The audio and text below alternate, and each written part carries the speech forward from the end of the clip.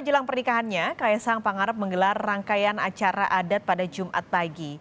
Presiden Joko Widodo dan Ibu Negara Iriana Jokowi memasang blek KTP di kediaman sebelum siraman untuk anak bungsu mereka, Kaisang Pangarep. Pemasangan blek KTP menandai dimulainya rangkaian prosesi pernikahan Kaisang Pangarep dan Erina Gudono yang dijadwalkan menjalani prosesi siraman pada hari ini.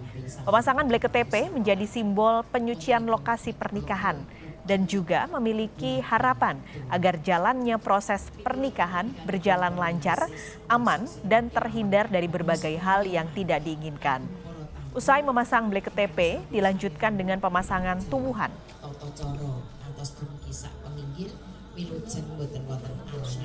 Sejumlah Menteri Kabinet Indonesia Maju terlihat hadir dalam prosesi pemasangan blek KTP dan siraman putra bungsu Presiden Jokowi, Kaisang Pangarep, pada Jumat pagi.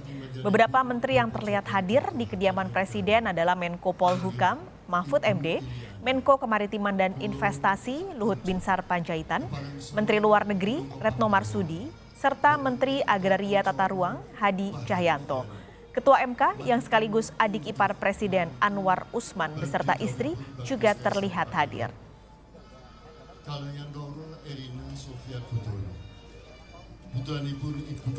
Lalu seperti apa rangkaian acara adat jelang pernikahan Kaisang Erina di Solo, Jawa Tengah? Jurnalis Kompas TV Kika Madona akan melaporkannya.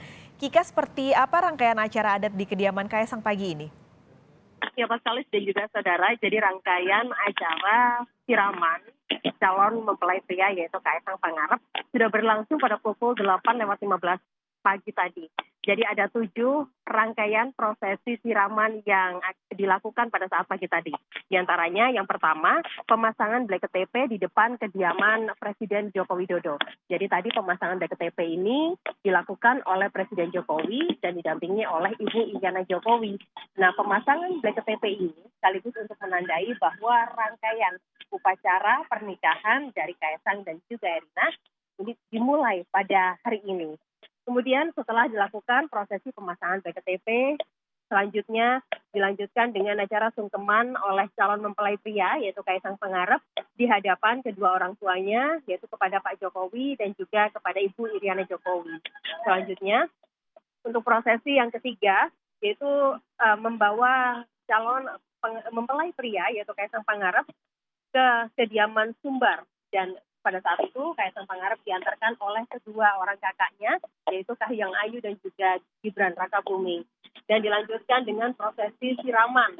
Nah, prosesi siraman ini berlangsung secara tertutup di kediaman Sumber, Solo, Jawa Tengah, di mana pada saat itu untuk prosesi siraman dilakukan oleh para keluarga ataupun kerabat dari Presiden Joko Widodo, lalu juga kemudian orang tua dari calon mempelai pria yaitu Kaisang dan juga untuk orang tua dari calon mempelai pria yaitu Jokowi dan juga Ibu Iriana Jokowi. Jadi ada 7 mata air sumber yang juga kemudian dikucurkan atau disiramkan dalam prosesi siraman terhadap calon mempelai pria yaitu Kaisang Pangarep, di mana 7 mata air sumber tersebut berasal dari Keraton Kasunanan, Keraton Mangkunegaran, lalu kemudian Masjid Agung Surakarta, lalu kemudian Umbul Pengging, dan Istana Merdeka, serta dari Istana Bogor dan juga dari kediaman Solo.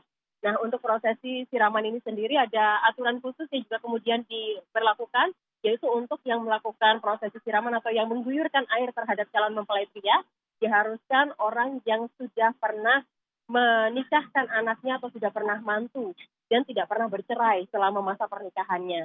Jadi itu adalah aturan khusus selama masa siraman berlangsung pada pagi hari tadi.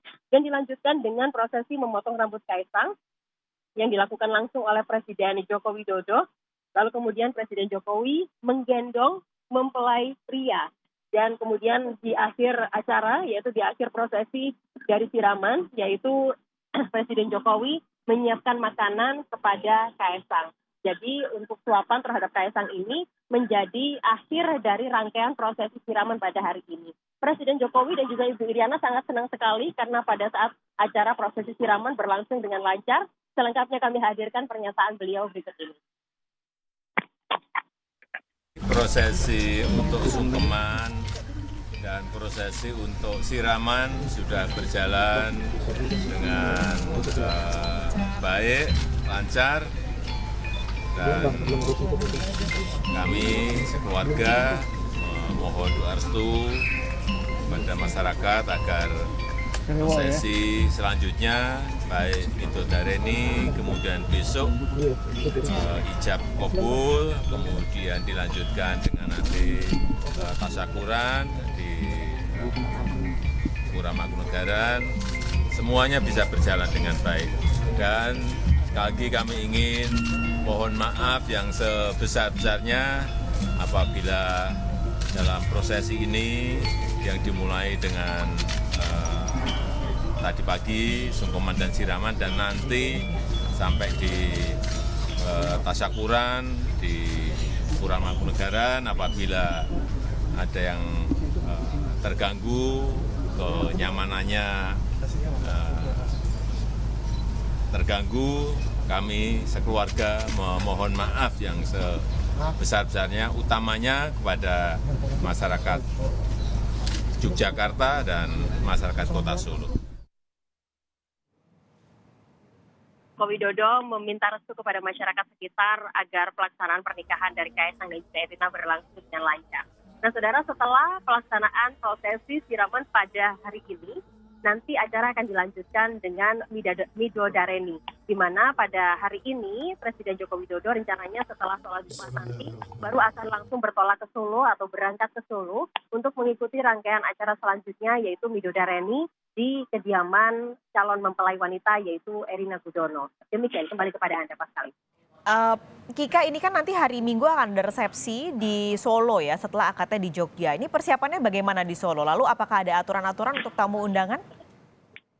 Kalau sejauh ini persiapan juga masih terus dilakukan. Kami pantau di sekitaran Pura Mangkunegaran, pengamanan juga saat ini sudah lebih ketat jika dibandingkan dengan kemarin. Ada sekitar 11.800 aparat kepolisian dan juga TNI Polri maksud kami yang disiagakan untuk mengawal jalannya baik itu pernikahan maupun resepsi unduh mantu yang berlangsung pada hari Minggu besok. Lalu kemudian untuk di kawasan Solo sendiri ada 7.600 aparat gabungan TNI Polri yang kemudian disiagakan untuk mengawal jalannya resepsi unduh mantu terutama di kawasan Pura Mangkunegaran ini. Nah, berbicara mengenai jelang pelaksanaan resepsi unduh mantu yang berlangsung pada tanggal 11 Desember, yaitu pada hari Minggu besok, ada serangkaian aturan yang juga kemudian diberlakukan di kawasan atau lokasi resepsi.